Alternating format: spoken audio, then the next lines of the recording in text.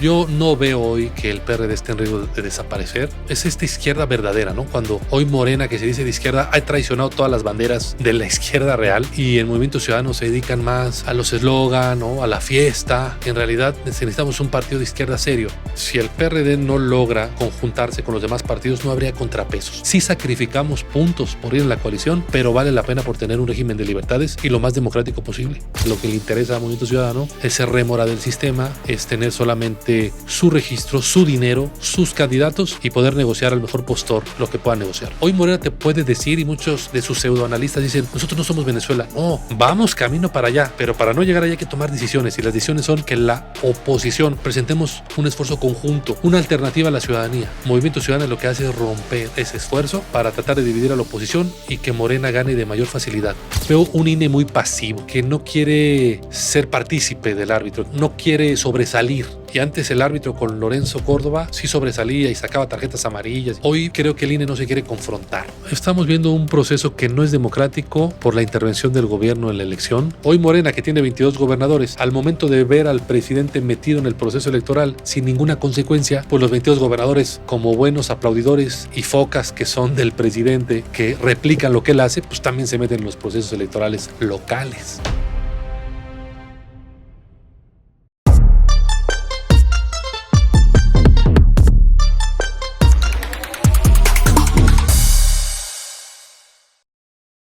Ángel Ávila, coordinador de alianzas de la campaña de Xóchitl Gálvez de la Alianza del PRI-PAN-PRD. Gracias por acompañarnos hoy aquí en Político MX. Al contrario, querido Juan Pablo, un gran placer estar aquí contigo y con tu auditorio. Oye, Ángel, antes de hablar de Xóchitl, de la campaña, de lo que está sucediendo, creo que es relevante platicar de lo que sucede con el PRD, de las estrategias y de la conversación pública con respecto a tu partido político. ¿Qué tienen que hacer? ¿Qué están haciendo para mantener el registro? ¿Dónde está el PRD el día de hoy? Hoy el PRD está desplegado en todo el país. Hoy el PRD se ha sumado a esta alianza para que entre los tres partidos podamos presentar ofertas competitivas. Hoy el PRD en sus capacidades está tocando casa por casa, puerta por puerta. Estamos haciendo una campaña intensa también en las redes sociales y al final estamos planteando los programas que hicieron famosos al PRD. El tema de los programas sociales, el tema de los adultos mayores que fueron base para el crecimiento del PRD y que la gente recuerda que son PRDistas. Hoy nosotros tenemos estudios que nos marcan que en este país por lo menos el 40% de las y los electores en algún momento han votado por el PRD.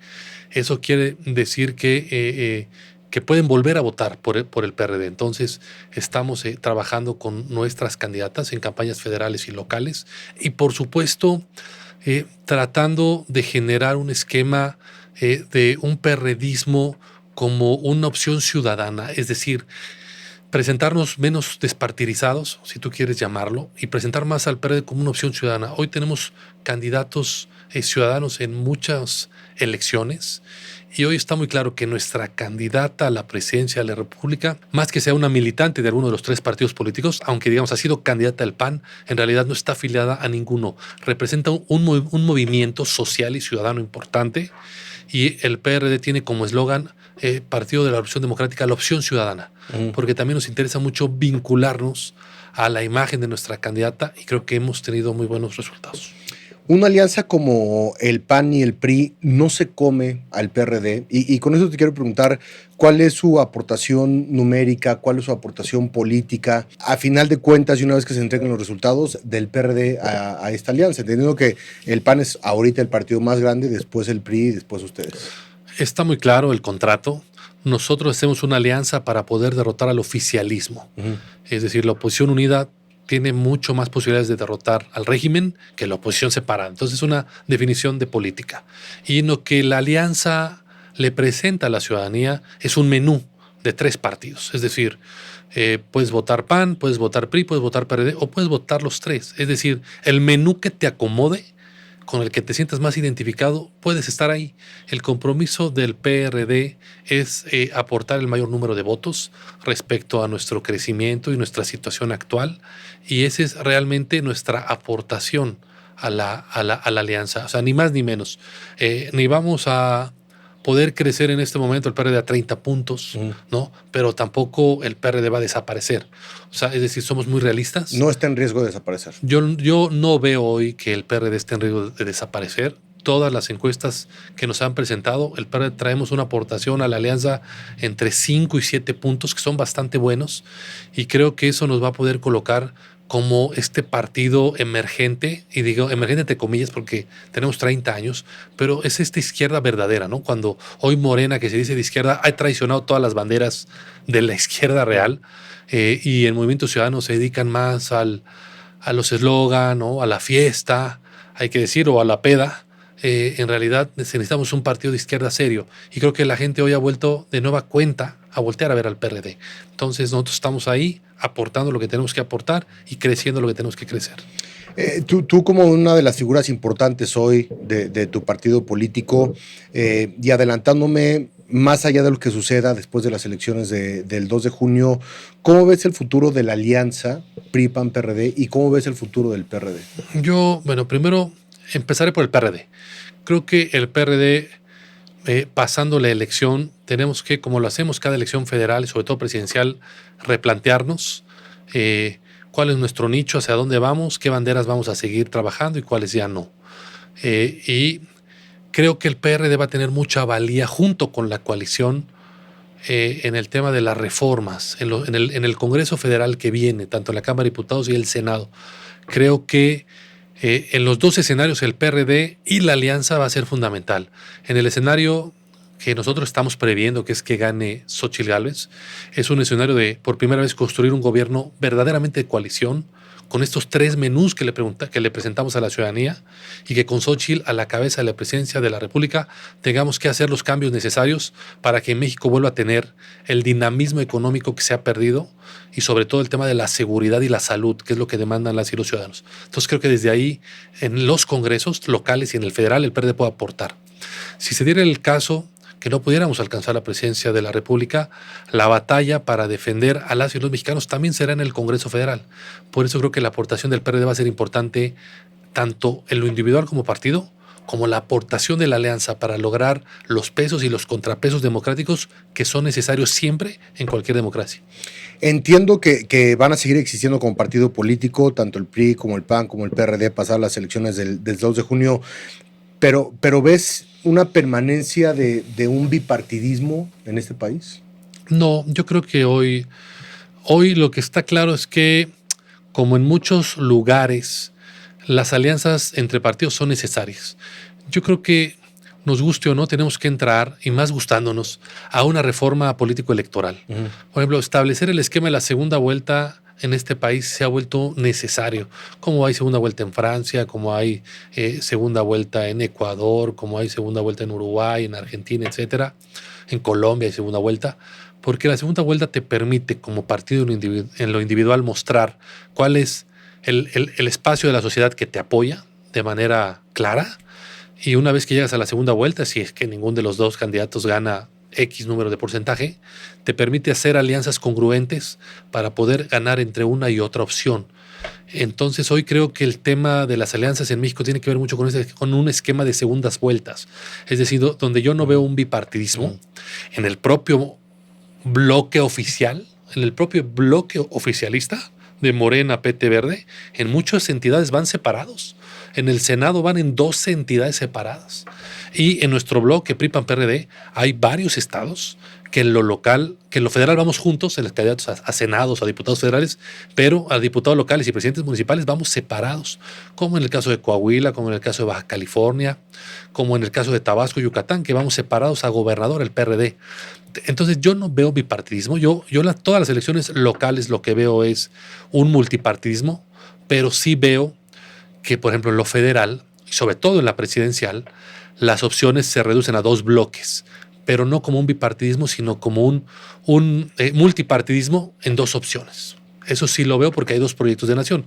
El proyecto de Morena, que quiere regresar a esquemas pasados, donde tenías un presidente fuerte y quieren el control de la Cámara, como ha vivido México los últimos 70 años, o el esquema de la pluralidad democrática, donde hay una pluralidad de partidos, cada uno con su agenda, y los consensos necesarios se tienen que lograr en las cámaras para poder avanzar cada quien en sus agendas. A ver, entendiendo lo que tú representas para el partido y esta juventud y los distintos liderazgos que tienen tanto PRI, PAN, PRD, ¿qué tanto percibes que le han sumado específicamente los tres nombres que han sido las caras, incluso yo te diría más allá, de Xóchitl Gálvez en la presidencia y en los liderazgos de los partidos, que son tu presidente Jesús Zambrano, Alejandro Moreno Alito y Marco Cortés? Han habido críticas respecto a, por ejemplo, lo que sucedió con Coahuila, etcétera, etcétera, digo, con parte de la alianza, pero por otra parte han sabido mantener el liderazgo de sus partidos. En cualquier campaña política somos sujetos de crítica o no. Y a veces los dirigentes partidistas quedamos como el cuetero, ¿no? Entre broma y broma lo comentamos con Xóchitl, y Xóchitl también se ríe de eso, ¿no?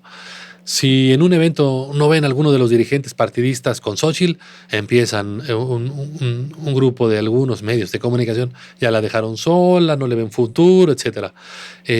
Y cuando la ven acompañando los tres partidos a Xóchitl, ¿qué dicen? No la dejan trabajar, la tienen maniatada, los tres partidos, no la dejan crecer, ahí están encima de ella, se están colgando.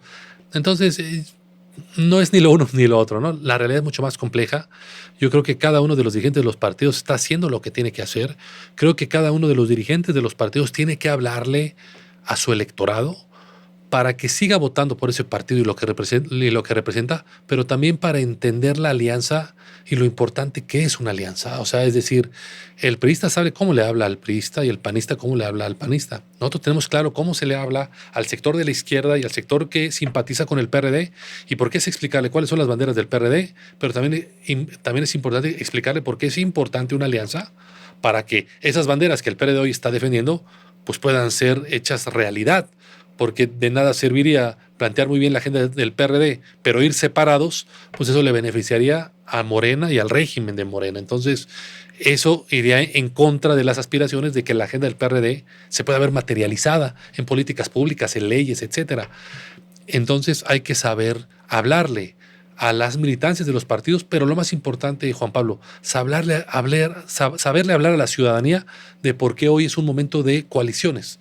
La coalición de Morena, que hoy quiere un segundo piso, pues ya sabes, de más violencia, un segundo piso de falta de medicinas en los hospitales, un segundo piso de más asesinatos en este país, un segundo piso en donde se les cobra derecho de piso, extorsión, secuestro. O sea, eso es lo que vende Morena. Nosotros que estamos haciendo un segundo piso donde una candidata ciudadana hoy puede hacer un gobierno de coalición. ¿Para qué? Para mejorar la seguridad, para mejorar el tema de la salud, para implementar más programas sociales y para hacer de México un país diferente. Eso, en realidad, eso es lo que nos está llevando a la construcción de los dos bloques.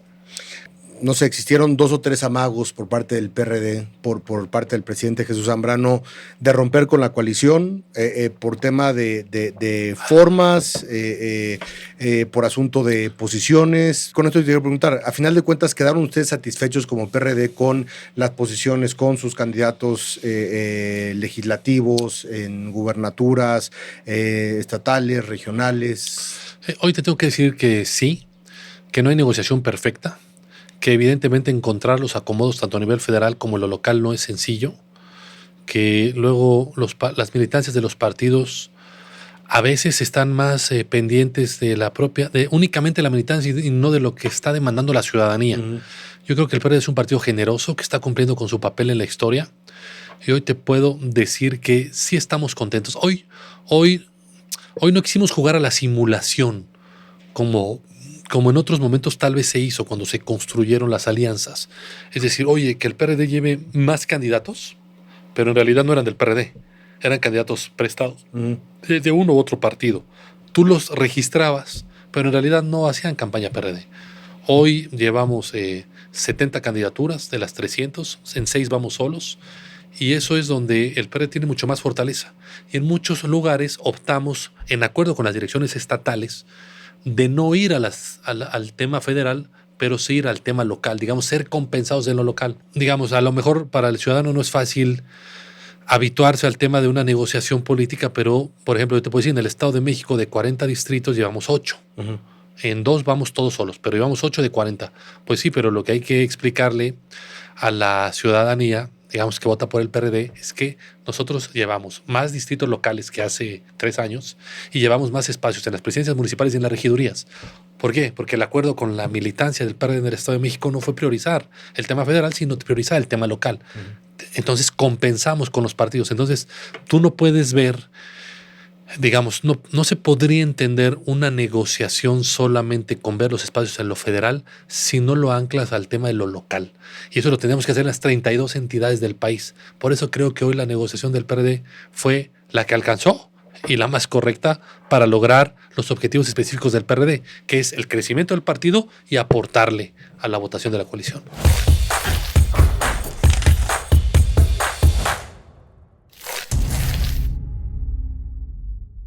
Yo estoy de acuerdo con el tema de la legalización de la marihuana y creo que otro tipo de drogas tendría que haber un debate más amplio. Cada persona tiene derecho a expresar o a expresarse. Creo que es algo que debiera estar en el centro del debate y que sea la ciudadanía la que decida. Estoy en desacuerdo con la militarización. Un Estado democrático no puede poner a su ejército combatiendo al crimen organizado porque hay demasiada tentación y demasiado dinero ahí. Estoy de acuerdo que el regreso es de manera paulatina, una vez construidas las herramientas para poder enfrentar al crimen organizado, pero por supuesto que los militares no deben estar combatiendo al crimen organizado. Totalmente de acuerdo. Creo que algunas deberían ser universales y algunas por mérito. Yo creo que este gobierno se quedó corto en el tema de apoyos. Por eso, con Xóchitl Gálvez vamos a tener el doble de apoyos, porque hay que saber focalizarlos para que den resultados. Por eso creo que unos son universales y unos deben ser focalizados. Creo que cada quien en este país puede escuchar lo que quiera y entonces yo en ese sentido no me pronuncio ni a favor ni en contra. Estoy a favor de que la libertad y la gente sabrá si los escucha o no los escucha.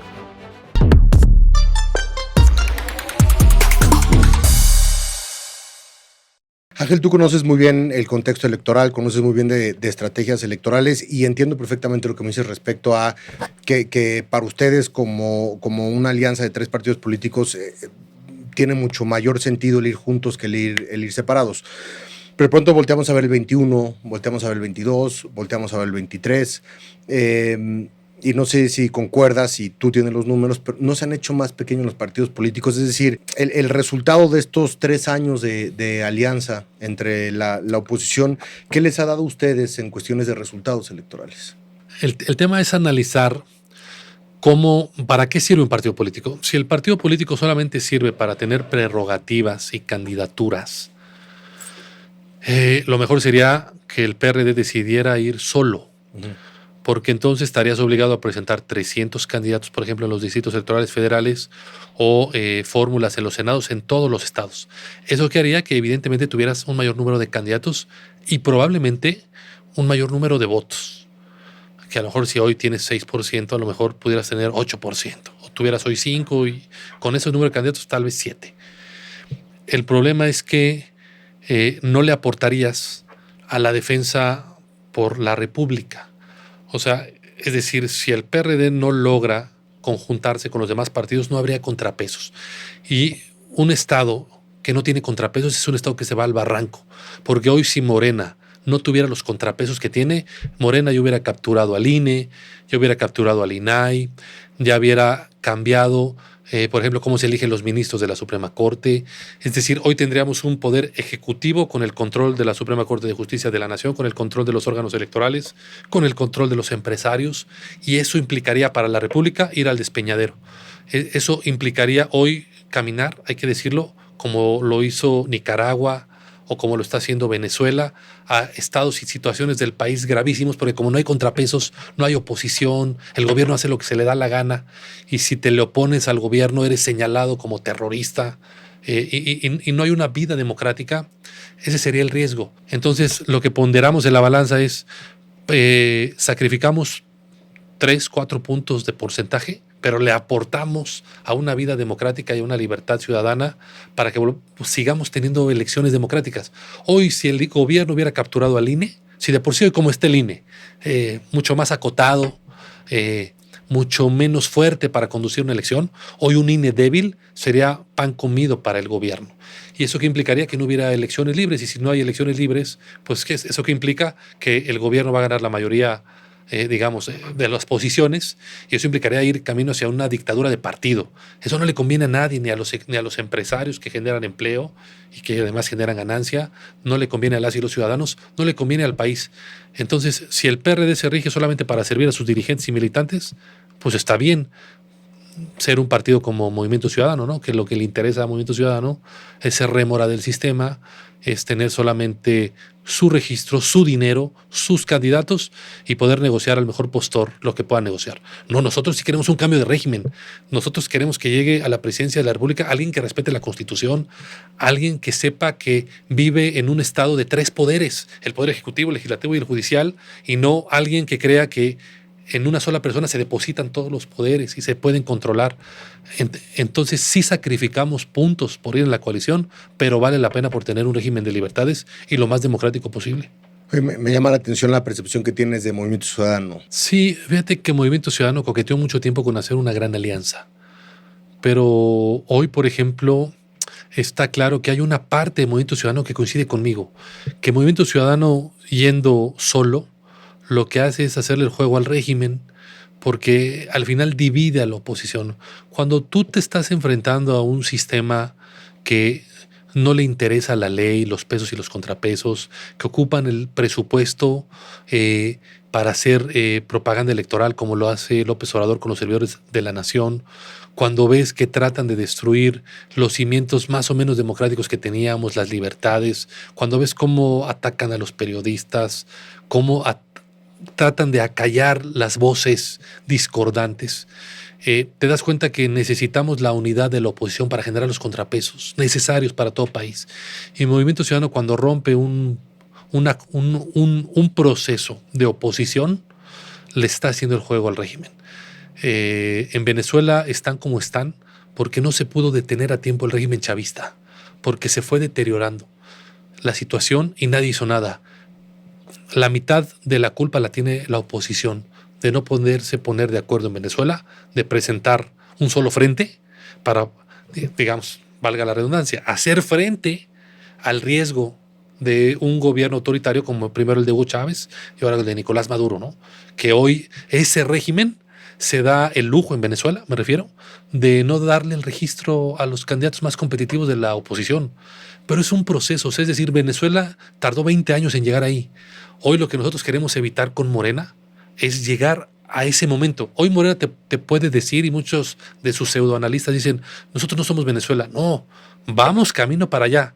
Pero para no llegar allá hay que tomar decisiones, y las decisiones son que la oposición, a pesar de su pluralidad y de las diferencias que tenemos PAN, PRI y PRD, presentemos un esfuerzo conjunto, una alternativa a la ciudadanía. Movimiento Ciudadano lo que hace es romper ese esfuerzo para tratar de dividir a la oposición y que Morena gane de mayor facilidad. Obviamente yo veo liderazgos importantes de Movimiento Ciudadano que coinciden con lo que yo estoy planteando.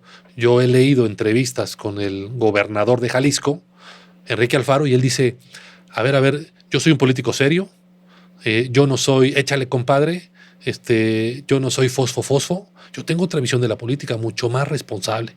Entonces, en el propio Movimiento Ciudadano hay diferencias, pero lo que está claro es que hoy Movimiento Ciudadano, y lo vimos en el debate, Maínez atacó 10 veces más a Xóchitl que a Claudia Sheinbaum. Entonces, ellos están jugando ese papel, y a Morena le interesa que ellos jueguen ese papel, porque Morena lo que le interesa es bajar al segundo lugar, y Movimiento Ciudadano está para pegarle al segundo lugar y no al primero. Entonces ellos están puestos de acuerdo en lo fundamental y van a caminar juntos para tratar de que nosotros no crezcamos lo suficiente para poderle disputar el poder al régimen. ¿Cómo ves la campaña de Xóchitl Gálvez, a la que perteneces? ¿Cómo ves la campaña de Santiago Taboada también en la Ciudad de México con respecto al tema de las encuestas, que ambas muestran una distancia entre el primer y segundo lugar, con la oposición en segundo lugar en ambos casos, y a menos de 50 días también de la jornada electoral? ¿Cómo mover las campañas Hoy creo que lo que hay que destacar y decirle a la gente es, no se crean la estrategia de Morena de las encuestas hechas a modo, donde dicen que Claudia Sheinbaum lleva 20 puntos arriba. Esa es la misma estrategia que hicieron en el Estado de México y hay que desenmascararla y hay que señalarla. Y la oposición debe de aprender de esas campañas que no supimos cómo contrarrestar. En el Estado de México se la pasaron diciendo el año pasado, Delfina Gómez va a ganar por más de 20 puntos la elección. ¿Qué lograron con ello? Primero, desvirtuar a la opinión pública, modificar el humor social. ¿Qué pasó? Que hubo un abstencionismo del 50% en la elección del Estado de México, porque mucha gente se creyó el cuento de que la elección estaba decidida. Entonces la gente creyó que su voto ya no era necesario porque la elección estaba ya decidida de antemano. ¿Qué pasó? Que el 50% no votó y Delfina Gómez ganó apenas por 7 puntos. Es decir, la oposición no logramos motivar a esa gente de que no creyera esa campaña de encuestas falsas y que hubiera ido a votar. ¿Cómo se sostuvo el crecimiento o el triunfo de Morena en el Estado de México? Programas sociales. 7 de cada 10 personas que recibieron un programa social en el Estado de México fueron a votar. Y el 95% de los que fueron a votar por Morena. Entonces, ¿qué quiere Morena? Que las y los ciudadanos que no reciben programas sociales no vayan a votar. Y que los que sí reciben programas sociales vayan a votar por Morena. Es decir, ganar con la estructura.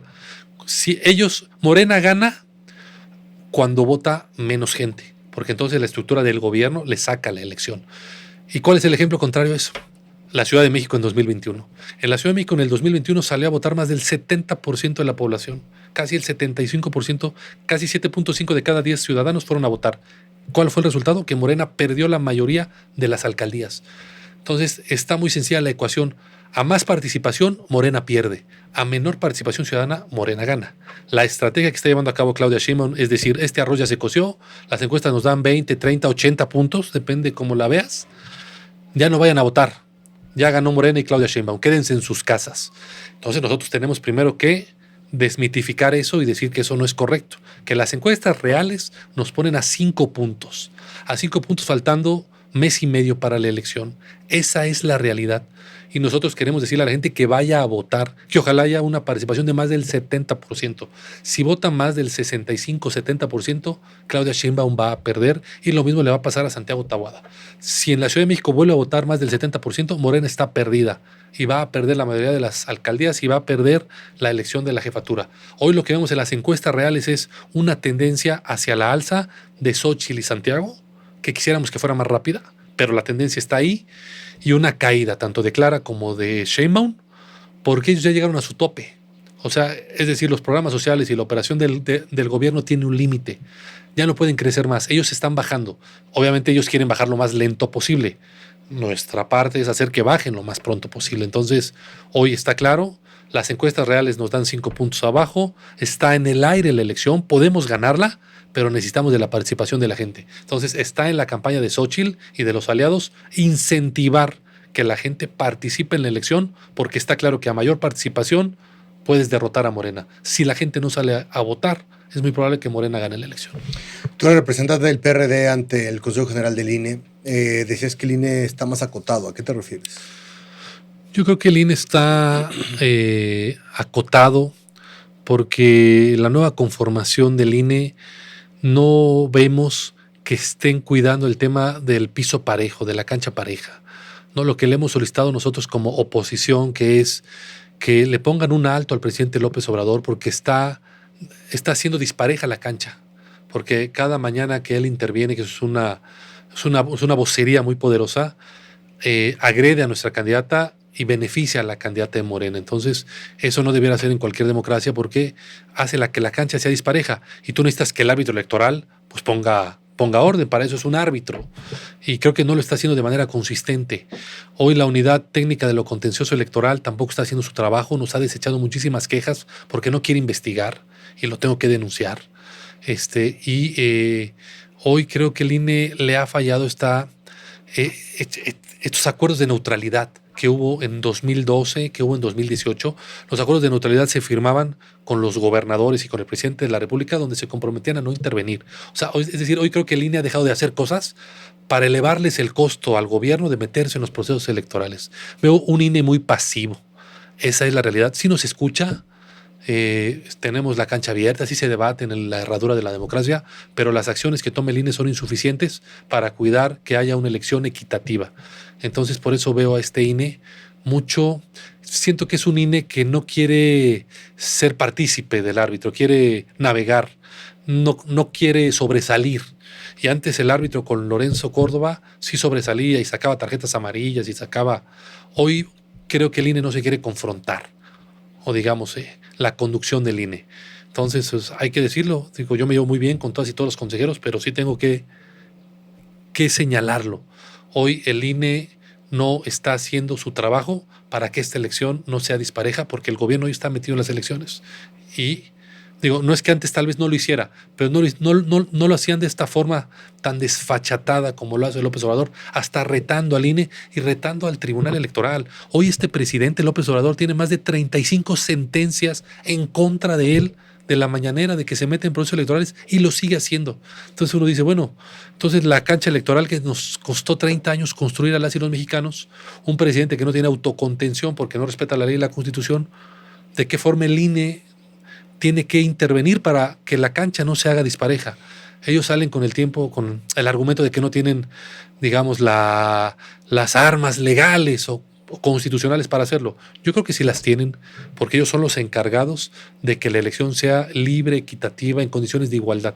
Pero creo que ha faltado esa decisión de enfrentarse al presidente para que no intervenga en el proceso electoral. ¿Es entonces un proceso democrático el que estás viendo en este 24? Estamos viendo un proceso que no es democrático por la intervención del gobierno en la elección, que no es parejo, y que vemos no solamente la intervención del presidente, sino hoy Morena, que tiene 22 gobernadores, al momento de ver al presidente metido en el proceso electoral sin ninguna consecuencia jurídica, ni legal, ni política, pues los 22 gobernadores, como buenos aplaudidores y focas que son del presidente, que replican lo que él hace, pues también se meten en los procesos electorales locales, sin rubor alguno.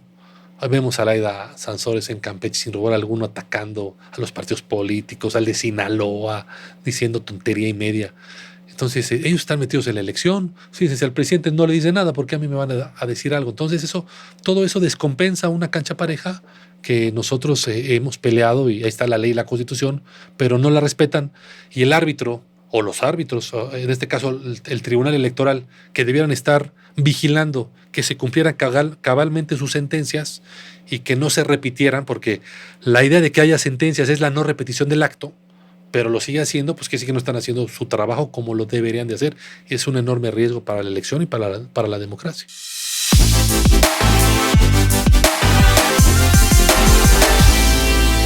¿Quién ha sido el mejor presidente nacional del PRD? Jesús Zambrano. ¿Quién ha sido el mejor presidente de México? Benito Juárez. ¿Se parece o no se parece? Lázaro Cárdenas. Y yo que me alegro. ¿Quién ha sido el mejor gobernador del Estado de México? ¡Ese soy yo! Esperamos que algún día pueda decir sí protesto y podamos ver a un buen gobernador del Estado de México. ¿Quién es el político internacional que más admiras? El presidente de Chile en Boric. estos momentos. ¿Practicar o ver deporte? Algún tiempo jugué béisbol. ¿A qué equipo le vas? Le voy a los Yankees y aquí le voy a los Diablos. ¿Quién es el deportista al que más admiras? Hugo Sánchez. Yo los iba a ser campeones del mundo. Pero en realidad admiro a Tom Brady. Lo sabes tú perfectamente, más que nadie. ¿Te gusta la música? Me gusta mucho la banda. ¿Cuál es tu comida favorita? Los tacos, me gustan mucho los tacos. Soy como Taboada. ¿Quién es el personaje más famoso que tienes en tu celular? Piensa. Por supuesto, mi amigo Juan Pablo. ¿What? Terrible selección.